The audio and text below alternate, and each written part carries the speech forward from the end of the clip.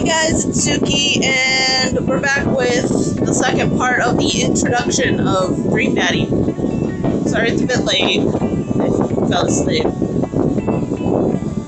I arrive at Amanda's school and check in at the front desk. They gave me a bright orange visitor sticker and sent me on my way. I'm barely awake and feeling pretty haggard, but hopefully nobody will notice. I check my watch and I'm relieved to see I'm only 2 minutes late. Wait, was it room 103 or 108? I spot a youth standing at his locker and approach him for help.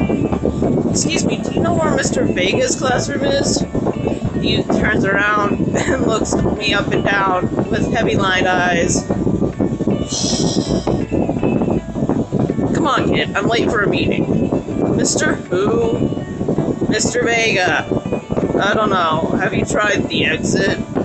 Okay, wise guy, are you gonna help me or not? Up those stairs to the left, can't miss him. I head up the stairs and walk around, unable to find Mr. Vega's class anywhere. After a couple of minutes of searching, I head back downstairs. That punk youth sent me on a wild goose chase. I get back to where the low-rent Jared Way is standing, fully ready to give him a piece of my mind when suddenly a head pops out of the classroom next to his locker. Oh. Lucian! Oh. How are we gonna do Vega? How are we gonna do Hugo? Lucian, don't you have third period to get to? Sorry, Mr. Vega. Wow. Now I'm officially 10 minutes late. I glare at him as he walks away. We're not cool. You must be Grabster. The period's almost over. Would you mind waiting in the back? Mr. Vega leads me in, and I take a seat in one of the comically small student desks in the back. I might get stuck in this. Alright, where were we? Now, who can tell me about the unreliability of narrator in J.D. Salinger's Catcher in the Rye? Yes, Colin? Colin stands up and does the thing where he bows with the crook of his elbow to make a fart noise. The whole class erupts in laughter. Alright, everyone. Very funny, Colin. Please sit down. Now, Colin Clawfield is an unreliable narrator in the sense that the bell for the end of the period rings, all of the students immediately get up and make a break for the door. What? Remember to do the reading and answer the response questions on page 194 in your textbook. Nobody's listening. Or not, I guess. Mr. Vega turns to me and sighs. Middle schoolers, right? Don't you teach high schoolers? Both, you know. Budget cuts. Right. Thanks so much for coming in. No problem, Mr. Vega. Please, call me Hugo. I don't normally do these impromptu parent-teacher meetings, but as I'm sure you know, Amanda's a very bright student, and I'm concerned about her recent behavior. What's going on? Amanda's never been the most engaged student, but I know she cares. Recently, though, she's been falling behind. She's not completing assignments and has been doing rather poorly on tests. I normally chalk this up to senioritis, but this is strange. I thought Amanda always shared everything with me. It hadn't even crossed my mind that something might be wrong. I just want to ask, is everything okay at home?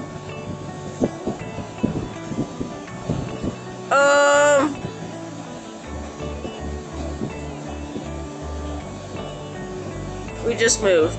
Well, we just moved recently, but it was only to the other side of town, and Amanda was more excited about it than I was.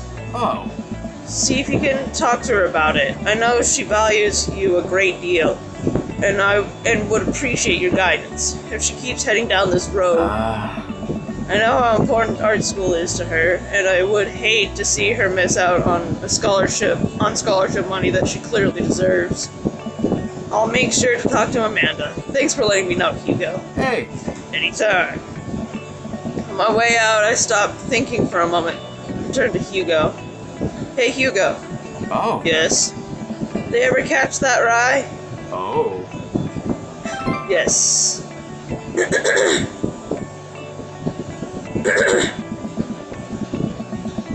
I leave the classroom and make my way out of the school. I'm still a little bit in shock that Amanda was able to hide this so well from me. She always been such a force of positivity in my life, especially after we lost her mother. Amanda must be done with classes for the day by now. I'm sure she would appreciate a ride home, and maybe I could talk to her about what's going on. I pull up to the carpool and Amanda hops in the passenger seat. So, did you have fun gossiping about me? Mr. Vega and I actually just gossiped about our celebrity crushes. So you talked about Mario Batali the whole time? It was a very productive meeting. I'm pretty hungry. Can we grab some dinner? Sure thing. Let's go to the mall food court. Does that sound good to you? Yeah, sure. Why in the mall? Jeez, can't a dad take his daughter to the mall? Will you buy me things? Will I buy you things? I will buy you a thing. Singular. Sounds like a deal to me. We drive in silence for a short while. Amanda plays a game on her phone. I should say something. Dad talk now. You know, sometimes when a kid gets older, they find that they have to keep things hidden from their parents. That's okay, because sometimes that's what kids do. And that's okay. But sometimes it's good to have a parent's perspective, because, you know, maybe the parents have also dealt with similar situations. And maybe they're a little cooler than you give them credit for. Anyway, what I'm trying to say is, it's good to share. Love you. Have you been reading my tweets? You have a Twitter? What? Never mind.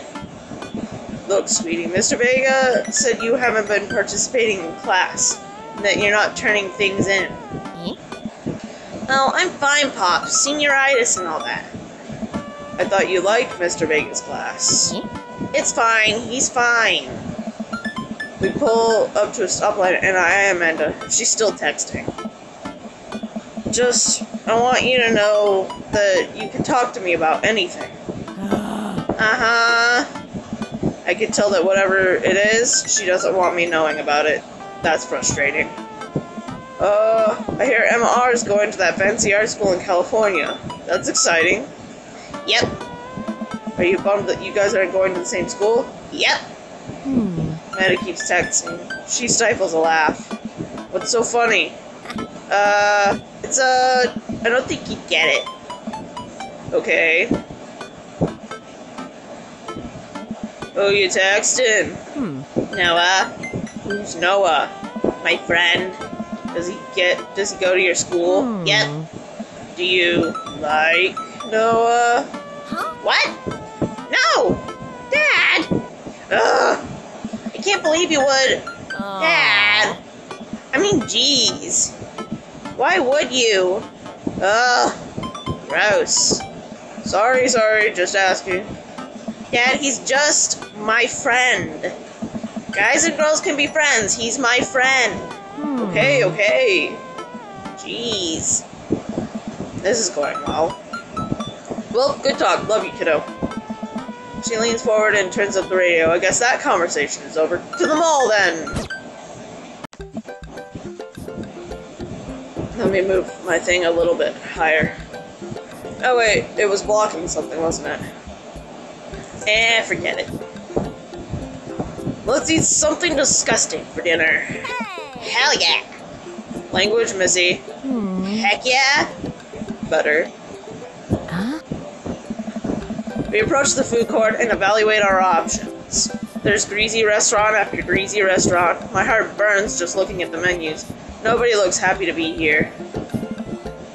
What are you in the mood for? Bread dipped in sugar? Bread dipped with bread with cheese on it? Or do you just want me to inject fat directly into your bloodstream? I extend my hand to her. Will you do me the honor of sharing some nachos? She takes my hand with a grin. It would make me the happiest, cheesiest girl alive. We order a giant pile of chips and unnaturally orange cheese from the unenthusiastic and possibly stoned teenager. We take a seat at a rickety table and dig in. What? These are bad. These are very bad. But also strangely delicious. We have to eat through the pain. We enjoy the fluorescent cheesy goodness together until we are all out of nachos. So, something's been bothering me for a while. Can you explain memes to me? Oh god. It's like my dad. Though he does kind of get memes. Kind of. Sigh, which meme? All memes. Amanda sighs deeply and places her head on her hands. Dad, it's complicated. See, memes are inside jokes shared with a bunch of people that get less funny the more people do it. So the problem is that by the time a meme gets to you, Dad, all us youths have already done the joke to death. Ugh. And what's worse is that it is... And what's worse than that is that movies and TVs and video games will try to jump in on a meme train. But just based on how long it takes to make them, the meme will be long dead by the time it comes out. So it just dates it, and it isn't funny. Oh shit, what up? Ugh. Dad, please. Anyway, changing the subject. Where to now? Wanna go to the goth store? Huh? What? You know, the one that's all black and tries to establish itself as anti-establishment despite being an exact representation of the establishment. I don't know what store you're talking about. You know, the one where you can buy chain wallets and it's basically an assault on what people fought so hard against in the punk and hardcore movement in the 70s and 80s. Dude, you gotta be more specific. The one you threw up in that one time. Oh, that one. Hey. Yeah, it's Hot Topic. Only with more floor space. Because usually Hot Topics are tiny. At least the ones that we have here. So, Amanda runs into the store with me trailing behind her. She makes a beeline for the back. There it is. You can still see the outline, kinda. I'm so proud. Speech, Amanda. Speech, speech, speech, speech. All right, I'll do it if you stop chanting. Amanda stops immediately. I clear my throat. Thank you all for joining us here today to commemorate an historic moment that would forever shape history. On a day very much like today, some 5 years ago, our very own Amanda Ann Pantfluff had too much blue raspberry slushy on an outing to the mall. After begging her father to take her to Dead Goth and Beyond by Rainbow Suspenders, she proceeded to throw up all over a display of My Chemical Romance merchandise. Loving father then had to pay for said merchandise, which to this day remains among our possessions. Thank you. Amanda is moved. She begins clapping, slow at first, then faster and more vigorously. Several other patrons turn their heads. One of them also starts to clap. I bow my head. Oh hey, chain wallets! While Amanda busies herself to looking at band t-shirts, I try to find something of interest to myself. Not much for a dad to look at in a Dead Goth and Beyond.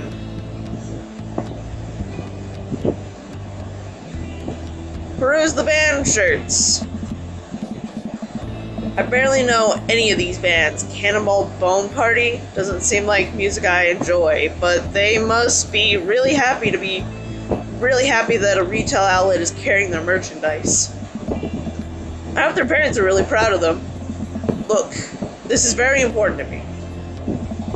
And it's Damien! I overhear a stifled argument over the cash register. An older gentleman is carrying a garment and showing it to a bored-looking cashier with pink hair. I can see that.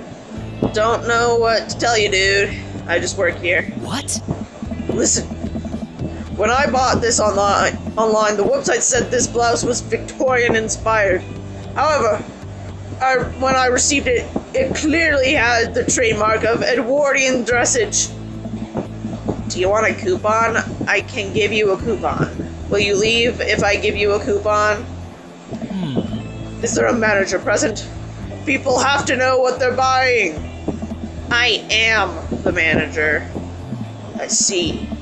Well, it would seem that I have outstayed my welcome. Good day, Shopkeep. Your superiors will see a strongly worded letter by post. Whatever, dude.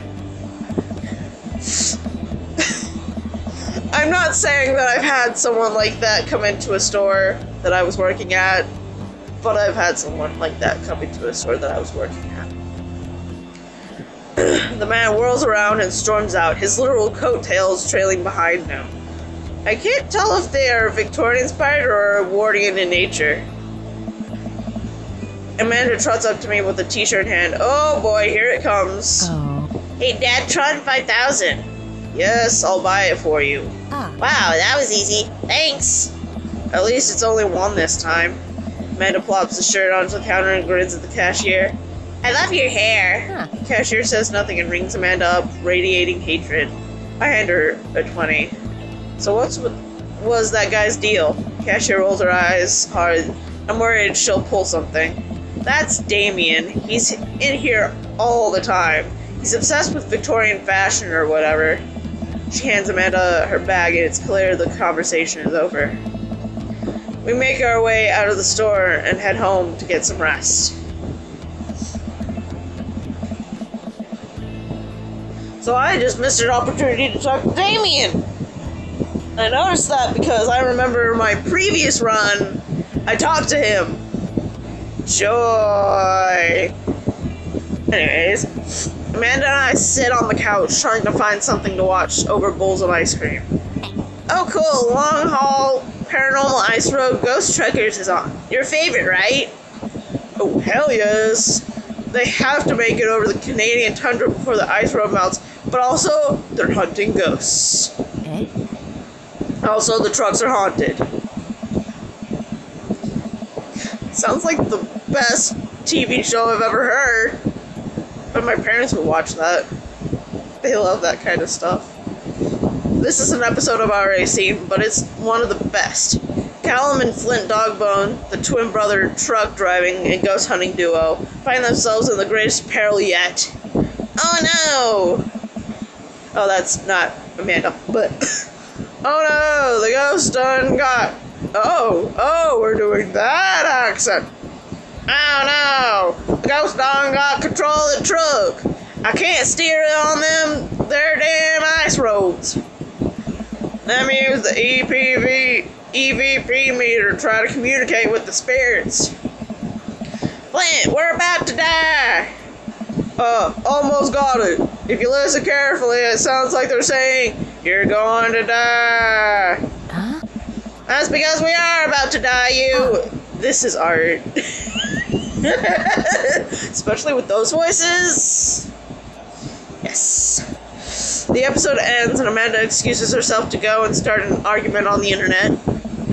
I stay up a little longer, curious about the exploits of Callum and Flint Dogbone after their disastrous ice road accident. Afterward, I crawl into bed and get a good night's sleep. Snore, snore. Morning, sleepyhead. 5 more minutes. You have never ever let me have 5 more minutes, so get up. Fine. We have cereal for breakfast and spend the morning putting together furniture. Amanda is much better at interpreting the tiny manuals. We were able to put together a few shelves and 1 desk, but I'm pretty sure it was supposed to be a bookcase.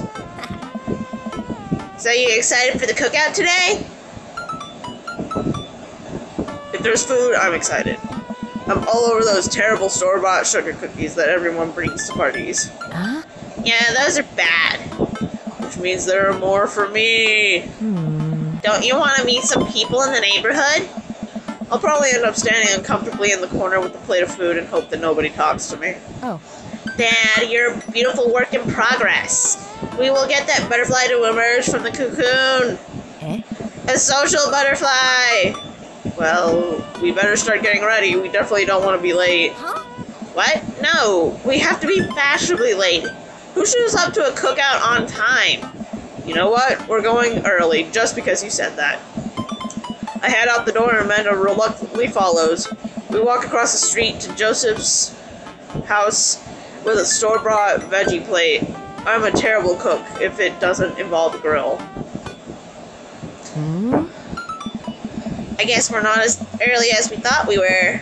Oh, that's not Amanda saying it. Every time she pops up, I'm just like, oh, it's Amanda talking. Arr! I guess we're not as early as we thought we were. Joseph's backyard is already packed with people. The smell of hot dogs wafts through the air. Small children run through a sprinkler, and adults chat in small clusters. I set our veggie plate down on a table next to 2 other veggie plates. Huh. Hey, there's Joseph. I wave to get his attention. The moment he sees us, he jogs over, arms open wide. What do we give this guy's voice? Oh yeah. Welcome. I'm so glad you 2 are here. And you brought veggies. Oh. Let me introduce you to my family. Kids, come on over here. This is Chris, my eldest. Oh, he's adorable. Hi. This is Christian and Christy. They're twins. They stare creepily and say nothing. Yeah, they are a bit creepy. Then, of course, there's our youngest, Krish. Wait, where is Krish? Maybe Mary put him in his crib. Oh, no.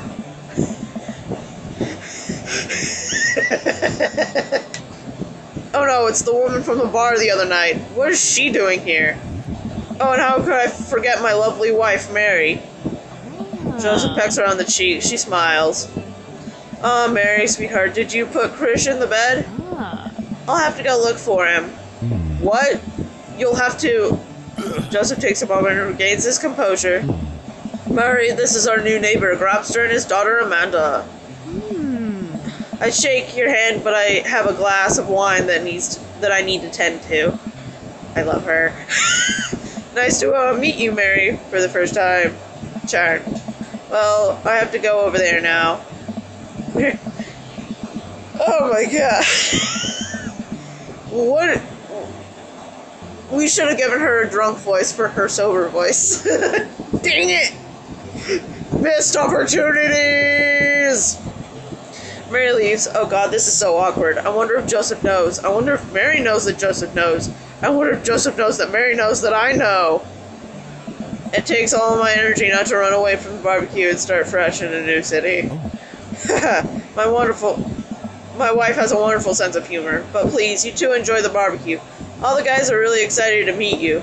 Oh, I forgot his voice. Dang it! I'm just horrible today. Matt and I mill around and try some of the food spread out on the table. I pick up at some deviled eggs. Amanda grabs a small paper plate and immediately begins piling it with baked goods. I don't want to have to make friends. Aww. Come on, Dad. Who are you gonna party with when I go off to school? But I don't want to have to do pleasantries. Dad. Oh, they're gonna talk about weather. Aww. Go, do it. Make a friend. But how could I possibly abandon my only child at a social function? That's bad parenting. This plate of cookies is my new dad. Bye. Oh, dang. She's like, peace. Amanda shoves me into the center of the yard. Well, here goes nothing. I look around the party, and I'm surprised to see some familiar faces. Isn't that the barista from the Coffee Spoon? Didn't I meet that guy at the bar? Didn't that guy throw a frisbee at my head? Isn't that the guy who was throwing a fit in Dead Gotham Beyond? Isn't that Amanda's teacher? Hey, I know Craig. But wait a second, all these people live in our cul-de-sac? That can't be right. I better investigate.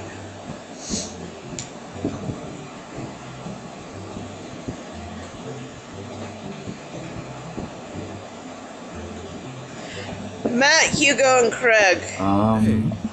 Matt and Hugo seem to be embroiled in an intense discussion. Craig looks on, smiling politely. I walk over to say hello. Well, I don't think it's fair to try and compare two art movements like that. Periods in art only exist because they are a unique byproduct of the social and political climate of a time and place. And to try to take something like, say, the Rococo period and compare it to postmodernism in America, you're completely disregarding the context in which a work of art is created. Matt and Hugo seem to be busy talking that they don't notice me. Craig leans in. Dude, I have no idea what's happening. Listen in on Matt and Hugo. Oh. What? That kind of comparison just eliminates the reason art movements are so important in the first place. You're not wrong. You're not wrong. But I think there's no harm in comparing one work of art to another. You could definitely say one painting is better than another if you're evaluating technical skill from a purely formalist standpoint. If I showed you a Matisse and then something by the something by the Dutch masters, which one will you say shows more technical prowess? Nice. I'm so lost right now. I shoot a worried glance over to Craig, who returns it.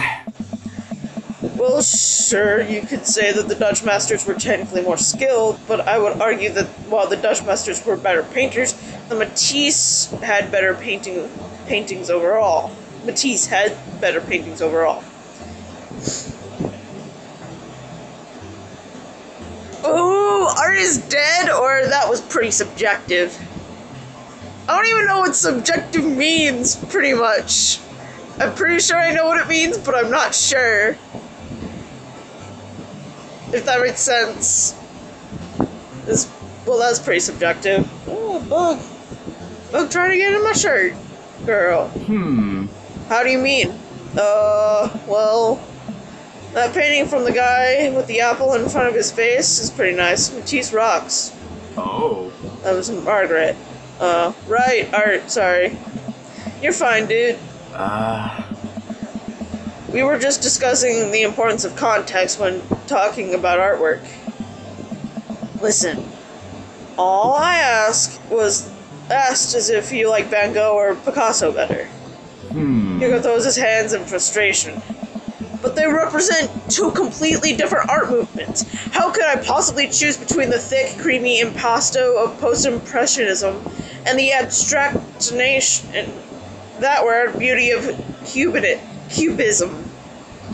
Man, that's all way above my head. Me too.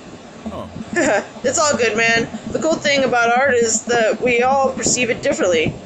A single piece could have totally different effect on each person that looks at it. And that's awesome. Just 1 minute about that.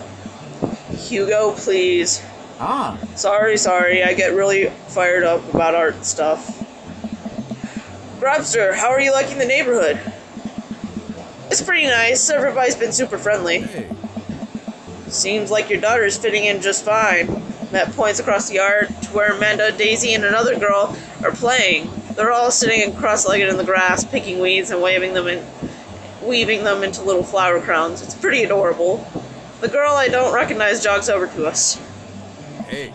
What is it, sweetheart? Oh, she's adorable! It's a flower crown. I thought you'd look cute in it. Aw. Well, there's only one way to find out. Matt takes the flower crown and places it on top of his head. Hey. Am I cool now? The girl stares at him, thinking it over.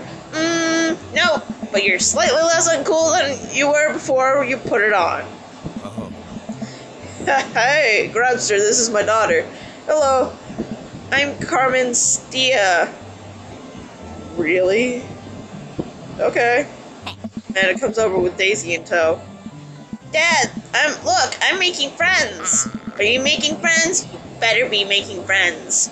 Yeah, actually, Amanda, you remember the cool barista from the coffee shop? And my old college friend? And, your teacher? Huh? Oh, hi, Mr. Vega. I didn't realize we were neighbors. Oh. Yep.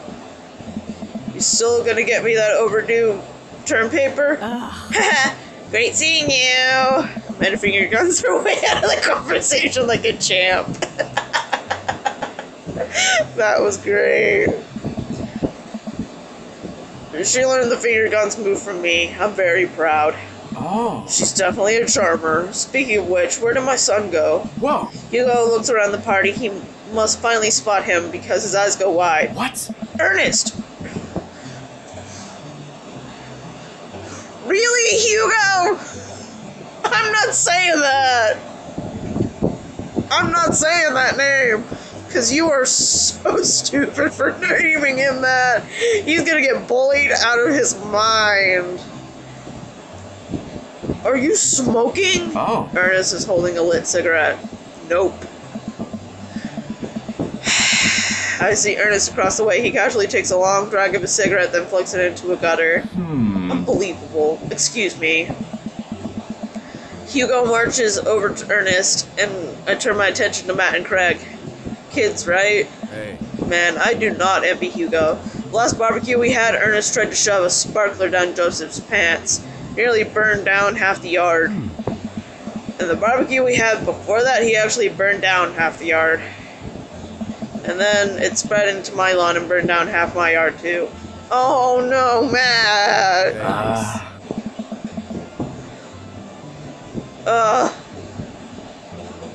Hugo walked back over to us, practically dragging Ernest behind. Hey everybody, sorry about that. Grabster, this is my son Ernest. Hello. Ernest looks away, sulking, his hand shoved deep in his pockets. Ernest. Hugo nudges him impatiently. Hey. Nice to meet you, Ernest. What grade are you in? Does it matter? Ernest. Okay, I'm in 8th grade. God, are you happy now? I'm sure you were just dying to know. Yeah, good for you. Can I go now? I'm tired of talking to old dudes who blame my generation as failing economy. Ouch. I don't know. Ernest! Oh yeah, because I'm totally embarrassing you. Ernest puts earbuds in and storms off to stand in the corner. Well, that was certainly something. He seems nice. Hugo put his head in his hands and sighs. Sorry, he's having a really rough time. As much as I want to be the cool dad, I have to be the authoritarian dad, and he clearly resents me for it. Nice. I mean, I think a dad and a teacher, as a dad and a teacher, that's about as authoritarian as you can get. Honestly, are any of us cool dads? Is it even possible to be a cool dad? What? I'm cool as a cucumber. Hey. See right there? That right there? You can't say that. My kids think I'm cool. But for how long, Craig? He's got a point. How long do we get to be the cool dads? I don't know. Don't know. Hey. I think we just have to accept the fact that as dads, we become the machine we once raged against and accept our fate to unironically wear socks with sandals. Your kids may think that you're cool now, but the moment they hit puberty, you're doomed. Petting the puppy. It's all good to go. Yay! Amanda's 18 and she still thinks I'm cool. Nice. I yell across the yard to my daughter, Amanda, I'm cool, right? Amanda just laughs. She keeps laughing. You okay? What'd you do? Okay.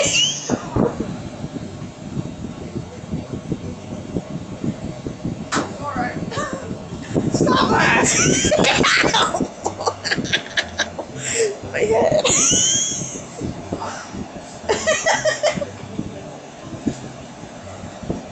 We have fun here. Amanda just laughs. She keeps laughing. I see your point. Oh no. As much as we all want it, I don't think it's as important to be a cool dad as it is to be a good dad. We can't all be best friends with our kids. It just doesn't work. I mean, look at me and Ernest. Oh. Our job as parents is to make sure our kids turn out okay. Yeah, you're right. But it'd be nice to have it both ways. Hearing these guys talk about this makes me think of my relationship with Amanda. We get along so well, but there might come a time when it won't be like that. Is college when that happens? Don't let us eat up your time, Grabster. Go meet some of the other people around the neighborhood. Joseph and Damien. I spot Joseph chatting with the guy from Dead Gotham Beyond by the grill. I wonder what they're talking about. I walk over to them. Okay, hold on. So, I'm curious. Can you talk me through why you had your house painted black? Where do I even start? The house stays warmer in the winter, it provides an artistic contrast to the rest of the neighborhood, and it complements the crimson interior perfectly. It's definitely an interesting choice. Oh. Thank you, I'm very proud of my abode. Grabster! I was just having a conversation with Damien about his aesthetic decisions. Damien regards me up and down with a warm but critical eye. What'd you... Oh. You unplugged yourself. Gotcha. How do you do? I don't believe I've had the pleasure. I think I saw you at Dead Gotham Beyond the other day. Damien's face turns bright red. Oh, shoot! I must apologize for my behavior on that day. You see, I take the golf lifestyle very seriously, and to be caught in a ruse by such a corporation as Dead Gotham Beyond was profoundly frustrating indeed. I hope you know that while my anger must have been justified, it was no such way for a gentleman to act. It's okay, man. Do tell me about yourself. Are you new to the area? Yes, my daughter and I just moved in the other day. She was the one I took to Dead Gotham Beyond. Very good taste on her part. Does she partake in the golf lifestyle?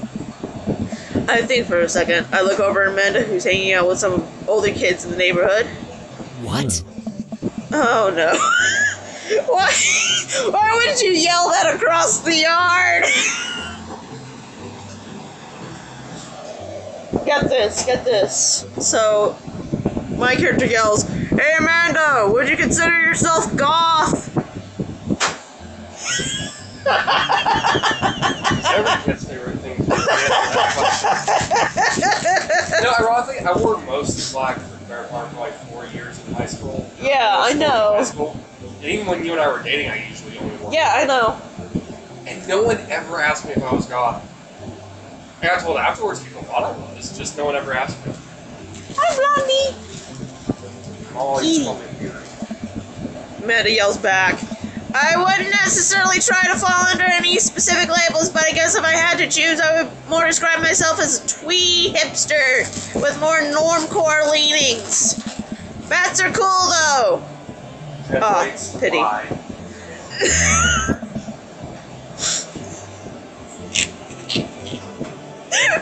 The way that she just blurts it out and gives you the actual answer instead of shoving you off is just the funniest to me. Are you enjoying the party so far? Oh, definitely. Thanks for so much for putting this on. It's nice to be in a cul-de-sac where everyone is so friendly and welcoming. Amanda walks up to the conversation. I also like The Lost Boys a lot. Really good movie. Does that count as goth? That would, my dear. But I don't believe we've had the pleasure of meeting. Really? That's your last name? Damien Bloodmarch at your service. Is he a freaking vampire? Ah! Damien finished the sentence with a flourish and a bow, producing a single rose and offering it to Amanda. Where did he get the freaking rose? Jesus, we are definitely either going after him or Hugo. Because they are both adorable. Amanda blushes and returns the gesture with a curtsy. My, do you know how to treat a lady? Hey. Hello, Amanda. Seemingly out of nowhere, Joseph's twin kids appear. Are they speaking in unison? Okay, that's creepy. What? Hey! Won't you come and play with us? Forever and ever and ever. What were you doing? Were you stretching? Just now? Yeah. No, I was trying to compute. What'd you do? An animal diarrhea on the floor. Dogs. Oh, lovely. That was pretty good. Lovely. Won't you come and play with us? Come and play with us forever. Yeah, they definitely seen the movie and are playing it off. Guys, enough with the creepy twin shtick. We talked about this. Christian and Christy slowly back away. Where do you go? Where do you think they got that from? Mary pops into the conversation, wine in hand, of course. I don't know. Mary takes a long sip of wine. I think I might have taped over the Veggie Tales VHS with The Shining. Who knows?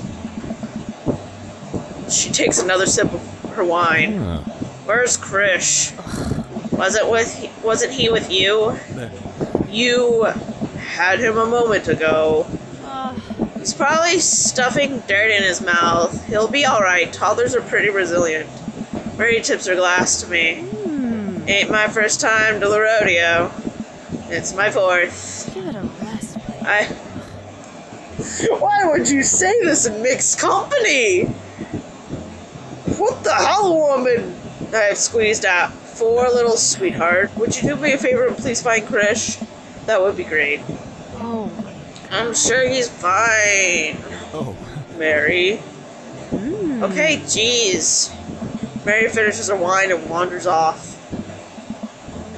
Dad, can we go now? Oh my god, it's that punk kid.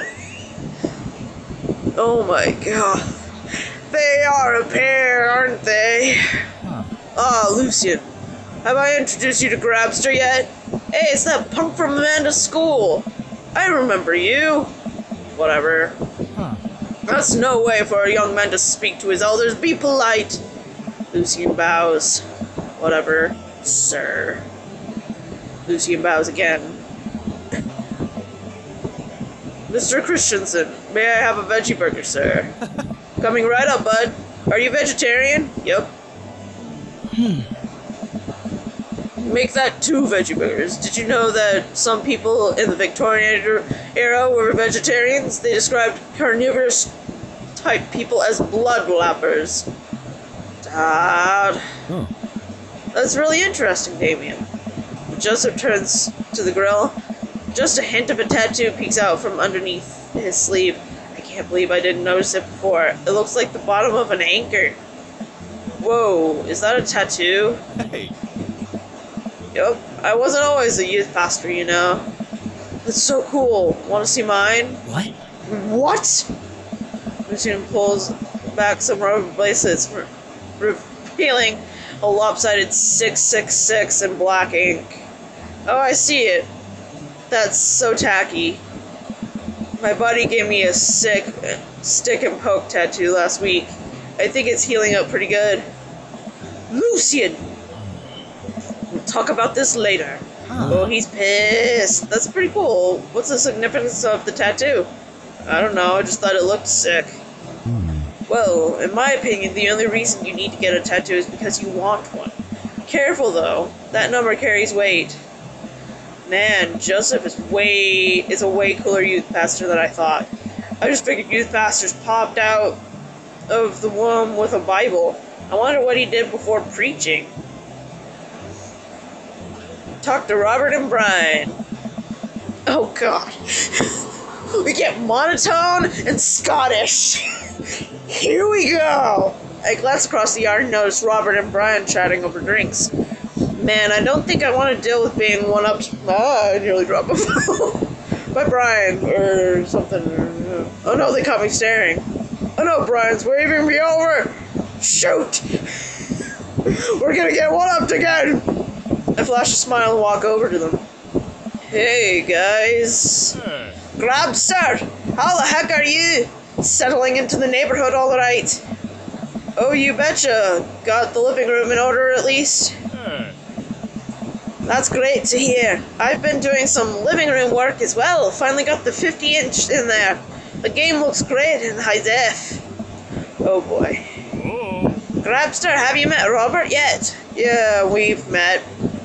Robert regards me over his whiskey. Does he always have whiskey? Good to seeing you again. We were just talking about my most recent camping trip. Spent the night out in the woods with Daisy and Maxwell. She's definitely an outdoorsy one. Even caught her first fish. It's good to see you taking your daughter out like that. I bet she loved it. Oh. I like how I'm giving him, he's actually like expressing. Like he's emoting. But I'm giving him the most monotone voice that I can. Oh well. And it's great that she loves the outdoors. My love's being inside. Brian raises his eyebrow at me. Being inside, making art. She won a local competition for that art, yep.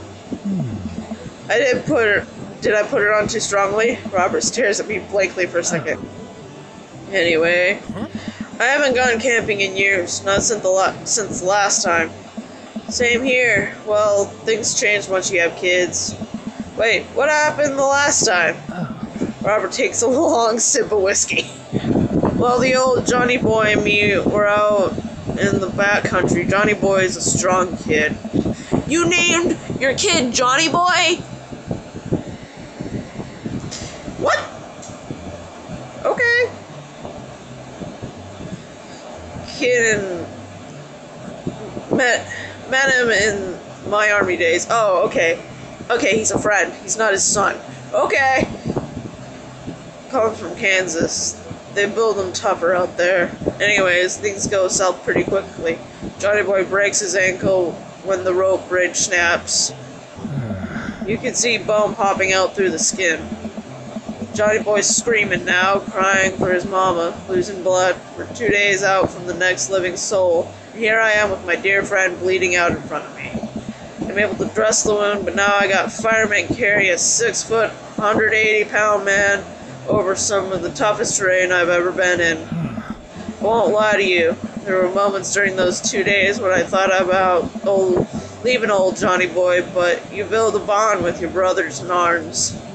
That bond never breaks. I got that boy back to civilization, but I lost some of me out there. I guess that's camping for you. What?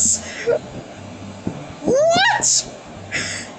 Brian and I stare in disbelief. Robert takes another long sip of whiskey. I'm just kidding. My friend John and I went intertubing down a river and he lost a flip-flop. Miss that kid. Brian and I laughed nervously. Or am I kidding? God! Brian and I tense up again. I'm kidding. Man and Daisy barrel up to us laughing. Daisy is holding a paper plate in front of her like a steering wheel. We got get off this haunted truck! Oh no. Oh no, the ghost locked the doors! Quick, hit the emergency escape button. But trucks don't have emergency escape buttons. Then hit the brakes, I guess. And then we'll get out of the truck. Oh. The imaginary truck. Anyway, we're safe from the ghost, but how will we ever survive the Arctic tundra? This Arctic tundra? Daisy, you might have to eat me. Are you prepared to do that? I'm prepared to do anything to survive. That's cold-blooded. I like that. Although, I'm not sure I have the materials required to properly cook you. You know, that reminds me of the last time I went skiing. Robert! Wait a second, are you guys playing? Long haul ice road paranormal ghost truckers? Yeah! Man, and I love that show. It's the best, especially that episode where Callum hides Flint's keys and Flint retaliates by breaking an ancient cursed urn and sending the spirit after him. Yeah, it's quality reality television. I don't watch a whole lot of television, but I do enjoy that show. That and war documentaries. Dear Lord. Alright, Daisy. I found a couple of bugs. They're gonna make a great meal. Lots of protein. Gonna keep us from starving out here in the harsh, icy wasteland. But there's a whole table of food right over Daisy. It's a game. We're playing pretend. That's what kids do. Live a little. Amanda gives Daisy a handful of gummy worms from the snack table. They eat them with mock disgust. Let's go find kindling for a fire. Oh. Let's go find kindling for a fire. Okay. But not an actual fire. Because we're playing pretend? Now you're getting it. Daisy and Amanda run off with a cute couple of kids. What a cute couple of kids. Man, I've never seen her get along with anyone so quickly. I guess Amanda's just sort of has that way with kids. That's kind of amazing. Daisy doesn't really get along with kids her age. It's nice that he's not trying to one-up me this time. Maybe we could have a regular friendship after all. Really? She just kind of keeps to herself. Her teachers say she spends every recess in the library. I think the other kids are intimidated by her intelligence. There it is. I wouldn't worry too much about it too much. Amanda was shy at Daisy's age too. She used to have a habit of crawling under tables and crying every time we took her to a restaurant. She bet people do. Oh, kids, right? Gotta love them. You're required to by law. I hear that. Well, since they're getting along so well, maybe we should try to put together a little play date for them. They do seem to get along really well, but the thought of continually hearing about all of Brian's accomplishments is rough. Yeah, that'd be nice. Well, I don't want to take up too much of your time. Go meet some of the other fellers. And without further ado, let me work some magic. Joseph closes his eyes and takes a deep breath and gets to work. With the greatest of ease, he sets patties on the grill, flourishing as he flips his spatula in the air. It's easily some of the best grill work I've ever seen. You guys, my first time in front of a grill? Hold on. Uh-oh. Okay. He's working faster now.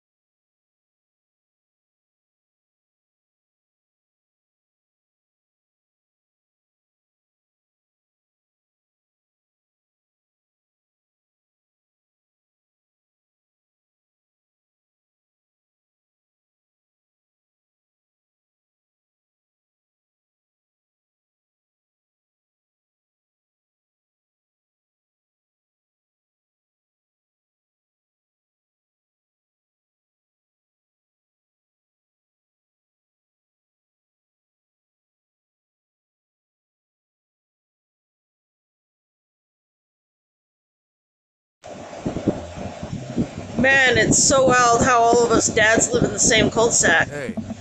Kinda nice, isn't it? I feel like there's a real community here. It only helps when you're just a single dad trying to raise a kid. We're happy to have you here, man.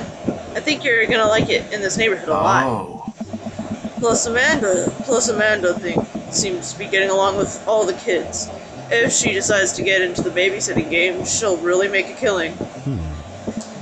Hey, why don't you add all of us Dad on Dad Book? Dad Book? Yeah, it's the great social network for dads to keep in touch with each other. We're all on it, so if you ever need to reach out to anyone, that's the simplest way to do it. Sorry, I'm just an old-fashioned dad. Social media goes over my head sometimes. Don't worry, Pops. I'll help you figure it out. The rest of the barbecue goes smoothly. We all trade stories and drink beer as our kids play on the lawn. Amanda breaks up a fight between Carmencita and those weird twins. I think they wanted her soul. Probably. Hate that light. Amanda and I walk back to our place as the sun sets over the neighborhood. Pretty fun party, don't you think?